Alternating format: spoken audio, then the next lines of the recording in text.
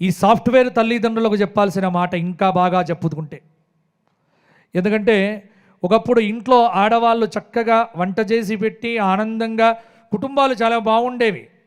ఇప్పుడు ఈవిడ యాక్సెంచరు, వాడు ఇన్ఫోసిస్, పిల్లలేమో ఒకారిడ్జు, ఇక వీళ్ళ తిండేమో స్విగ్గీ, వచ్చేది జొమాటో, వీళ్ళ పాపాటో. ఇది జీవితాలు. ఏం చెప్తాం చెప్పండి? నేను ఎవరినో విమర్శిస్తున్నాను కాదు, మార్పు రావాలి. ఇద్దరు కష్టపడి సంపాదించేది ఒక్కడి కోసమే. పోనీ సనాతన హిందూ ధర్మంలో 10 మంది పిల్లలు అంటున్నారా? ఆహా, దిక్కుమాలింది ఏమిటి అంటే మేమిద్దరం మాకొక్కరు, నీ బొంద.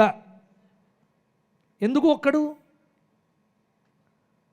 ఏ రామాయణంలో శ్రీరామ భరత లక్ష్మణ శత్రుఘ్నులు లేరా? కుంతీదేవి పంచపాండవుల్ని కనలేదా? కావాలి. దేశం కోసం, ధర్మం కోసం గుర్తుపెట్టుకోండి, మర్చిపోకండి.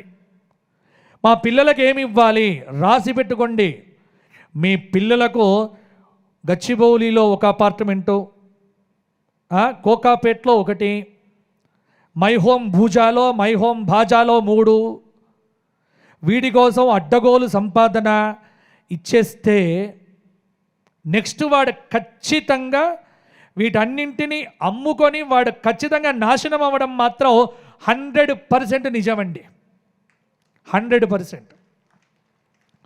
దీనికి దృష్టాంతం లైవ్ ఎగ్జాంపుల్ ఉంది, చూడండి. ధీరుభాయ్ అంబానీ పోతూ పోతూ అనిల్కి ఇచ్చాడు, ముఖేష్కి ఇచ్చాడు. అనిల్ కింద ఉన్నాడు, ముఖేష్ పైన ఉన్నాడు. సంపాదన ఏముంది? డబ్బు. పిల్లలకు సంపాదించే బుద్ధిని ఇవ్వండి తప్ప అన్యాయంగా సంపాదించే ఇల్లులు మాత్రం ఇవ్వకండి. వంశాలు పాడు చేసుకోవద్దు, గుర్తుపెట్టుకోండి.